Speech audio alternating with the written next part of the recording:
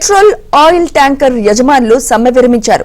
హైదరాబాద్ లో petrol diesel ట్యాంకర్లు యథావిధిగా నడుస్తున్నాయి. హిట్ అండ్ రన్ కేసుల్లో కేంద్రం తీసుకువచ్చిన కొత్త చట్టం ప్రకారం శిక్షను 10 ఏళ్లకు పెంచారు. ప్రమాదం చేసి పారిపోతే కఠిన శిక్షలు పడేలా చట్ట సవరణ చేశారు. దీంతో కొత్త చట్టంపై దేశవ్యాప్తంగా వ్యతిరేకత వ్యక్తమవుతోంది.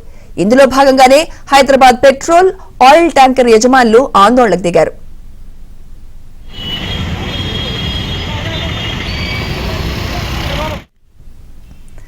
ట్యాంకర్ యజమానుల ఆందోళనతో పలుచోట్ల ఇంధన కొరత ఏర్పడింది. హైదరాబాద్ నగరంలో చాలా చోట్ల పెట్రోల్ బంకులను మూసివేశారు. ఈ విషయం తెలుసుకున్న వాహనదారులు పెట్రోల్ బంకుల ముందు క్యూ కట్టారు.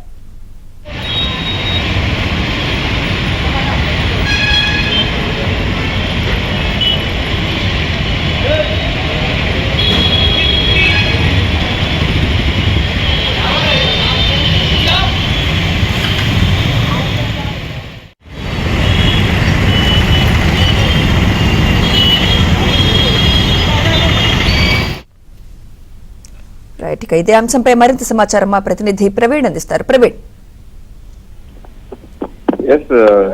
కేంద్ర ప్రభుత్వం తీసుకొచ్చిన కొత్త చట్టం హిట్ అండ్ రన్స్ కి సంబంధించి ఇప్పటికే దేశవ్యాప్తంగా కూడా ఆందోళన ట్రక్ డ్రైవర్లు, ప్రైవేట్ బస్ డ్రైవర్లు కూడా తీసుకుంటున్న పరిస్థితి. తెలంగాణలో కూడా ఈ రోజు ఉదయం నుంచి కూడా పెట్రోల్ సంబంధించినటువంటి ట్యాంకర్స్ అందరూ కూడా బంద్ చేస్తారు, ఆందోళన చేస్తారని వార్తలు నేపథ్యంలో పూర్తిగా పెట్రోల్ బంక్ దగ్గర చూసినట్లయితే గంటగా పూర్తిగా జనాల ట్యాంక్ ఫుల్ చేయించుకోవడానికి భారీ తిరిగినటువంటి పరిస్థితి కనిపిస్తుంది. ఇప్పటికే ఉత్తరప్రదేశ్ కావచ్చు, బీహార్ కావచ్చు, అలాగే ఢిల్లీ అటు పూర్తిగా కూడా ఈ ట్రక్ కి సంబంధించి ఆందోళన చేస్తా ఉన్న పరిస్థితి కనిపిస్తుంది. ఈ నేపథ్యంలోనే అక్కడ కూడా దాదాపుగా 1.20 ట్రక్కులు మొత్తం కూడా అక్కడ నిలిచిపోయాన్న పరిస్థితి కనిపిస్తూ ఉంది. ముఖ్యంగా దీనికి సంబంధించి 10 లక్షల జరిమానా, 10 సంవత్సరాల పాటు జైలు శిక్ష వేస్తారని చెప్పేసి ఈ కొత్త లా రావడంతో ఒక్కసారిగా డ్రైవర్లందరూ కూడా ఆందోళన చేసినటువంటి పరిస్థితి కనిపిస్తా ఉంది.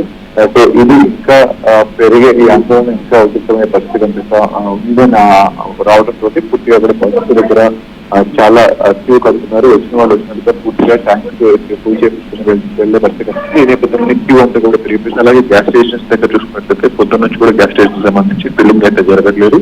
సో ప్రస్తుతం రాజేంద్ర నగర్ కాదు, సిటీ వ్యాప్తంగా కూడా పూర్తిగా ఎక్కడికక్కడ బంక్స్ అయితే కనిపిస్తుంది. చాలా బంక్స్ దగ్గర నో స్టాక్స్ బోర్డ్స్ పెట్టేశారు. ఇప్పటికీ పెట్రోల్, డీజిల్ లేదని చెప్పేసి తిరిగి పంపిస్తున్న పరిస్థితి కనిపిస్తుంది. అలాగే నిత్యావసర వస్తువులు కూడా ఒకవేళ ఈ లాకు సంబంధించి నిర్ణయం తీసుకోవచ్చు, నిత్యావసర వస్తువుల ధరలు కూడా పెరిగే అవకాశం ఉంది కానీ కూడా అటు మనకి ఎక్స్పర్ట్స్ చెప్తున్నటువంటి పరిస్థితి కనిపిస్తుంది.